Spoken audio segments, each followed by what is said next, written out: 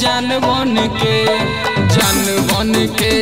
हो जान बन के रही हो हमार तू जान बन के।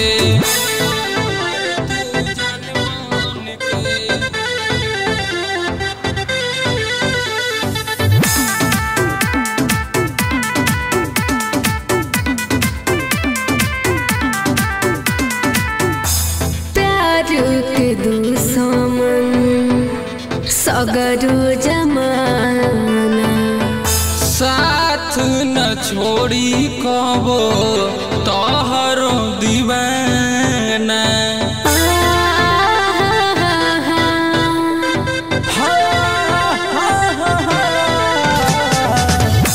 प्यार के दुश्मन सगरो जमाना छोड़ी कबो तोहरो दीवाना। जद छूट जाए साथ तोहसे सनम रह जाए वो जिंदा लाश बन के।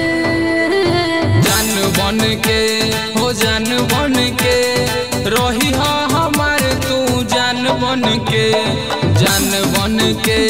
हो जान बन के रही हो हमार तू जान बन के।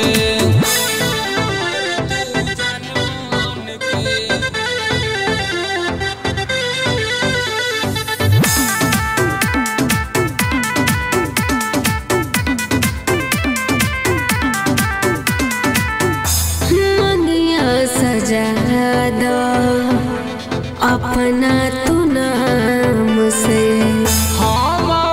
तो मंगले बानी तोह के भगवान से।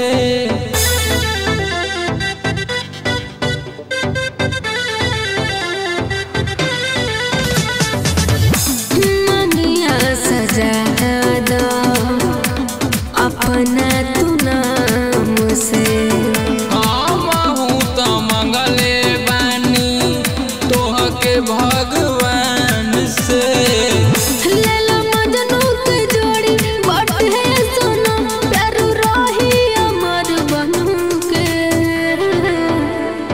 जान बन के हो जान बन के रही हो हमार तू जान बन के हो जान बन के रही हो हमार तू जान बन के।